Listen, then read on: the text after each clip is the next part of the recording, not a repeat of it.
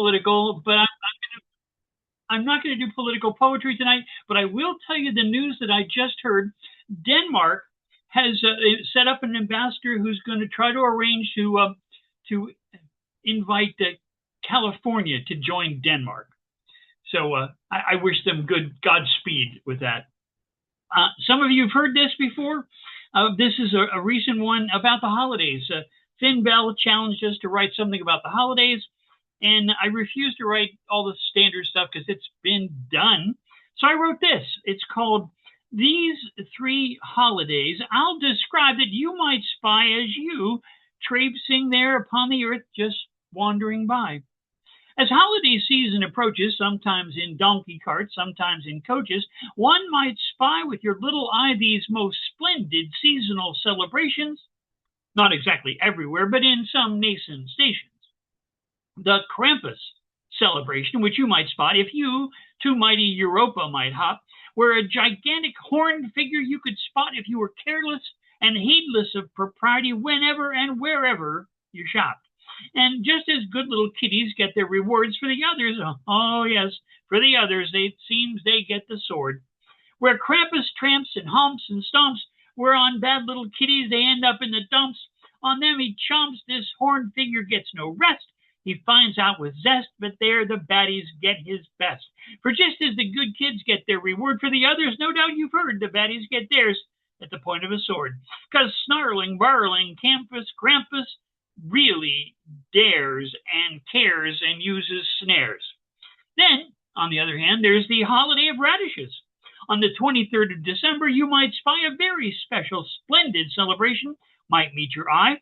You'd find a miniature village you could find on a herd of special llamas, all spread before you in miniature and carved to boot from that colorful root and presented there for their mamas.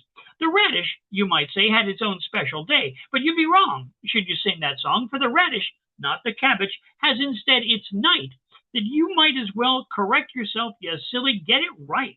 But the night of the radishes is pure delight. You'll find there on display entire villages carved from a single radish. You might see a tiny rabbi there singing heroically a Kaddish.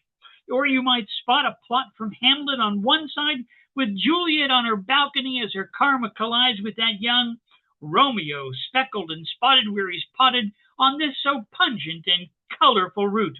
Arrayed and displayed on this festive eve, I do believe, on another radish, you could find an ample behind of some genuine ingenue's retinue, reclining, taking the sun or the shade, if you will, in this eventide celebration, were you to find the time. On haunted herds of hamsters carved from radishes, horses or mules, don't get these confused, all carved on large, on radishes that night that you might find on display, and then all over swamped in salad dressing on the very next day. And last but not least, I take you to Galway. Each year in December, you'll find in Galway, a Swedish town not anywhere near Galway, they build each year a gigantic goat of very special species there. So I say we all must very much make note. They build each year from scented sweet hay in bundles there a giant goat, and if the Galway goat was what you saw all decked in red ribbon and yet made of sweet straw, you'd be among those who could place a bet upon the hated fate of where the Galway goat got to get. It seems each year its doubly dubious fate is quite contagiously devolved, you might state. Once the problem is solved, there are those who find in their mischievous sport a chance that sets their minds to spark, and then for a lark, set it ablaze. Although sometimes it's burnt quite fast, in barely a very short day, lost in the smoky barbecued haze. Some say for sport, some say protest. But in either way, it's just ashes that were left. So I say to Galway, with its suspicious or malicious fiery goat, I say to Galway, humanity is fickle, son. Please take note, for you too, may your seasonal be reasonable. Extend beyond an unsettled hosting to support such Yuletide pranks in that smoky goaty doting without police blotters. Yes, the plotters snort, in short. So happy holidays. And then last, this one, so very fresh. This is called Santa Dark, Santa Bright. Again, I blame Finn Bell for this. Finn Bell said she wanted something dark about Santa, so here we go. Santa dark, Santa bright.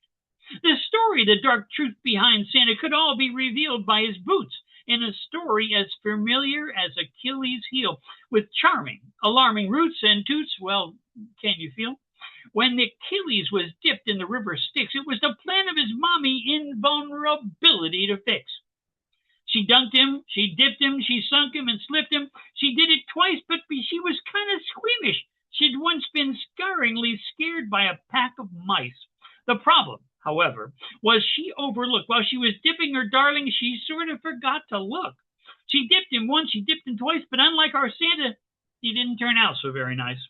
Santa, you see, from where he came, everyone's called Santa. It's the whole planet's name. But when he was a young'un, just a wee tadpole, you could see he was a wanderer. That would be his fame. But how to control?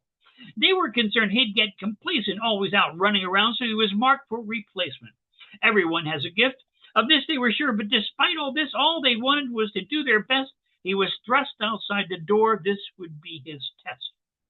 She dipped him in the vat, but then she turned away. The never got his totes submerged. Then, however, this was the big mistake that day when they sent him on his mission, traveling for his labors. It was too much. He couldn't cope any more than he could stand Jim Neighbors. He himself had more sympathy than old Darth Vader.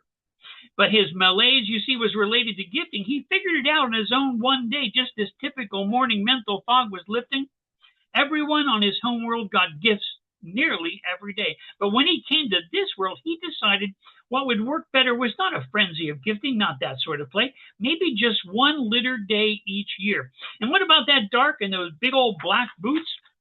Well, you got to reach down because you won't find this in any books. And when he was dipped, he got his red and white all over. That's quite normal. But they never dipped his great big feetsies, so he never was seen formally dressed. Blackened feet and leggings, well, where he's from, that just isn't done. So he had to go and hide his feet in the snow. That's the thing that made him go. The other dark thing I can tell you, and this is twisted, you'll never believe it about this jolly fellow. The reason he's always chimney bound, for him, that's normal. It's really quite profound. And where he's from, they eschew doors. It's not that they're crazy, it's just they think they're a bore. They find it more exciting to slip down a dirty flue. Besides all that soot, hey, that's just what they like to do. And that big wide belt that's shiny and black, if you examine it closer, you might be taken back. You see, all his tribe have a big black band around their middle, and that's where they store their xylophones. It would never hide a fiddle or a trumpet, so go ahead and just dump it. Santa has a dark side, that much is true, from his black middle section to those black scaly taloned feet, too. Thank you all so much. Happy holidays to the lot of you.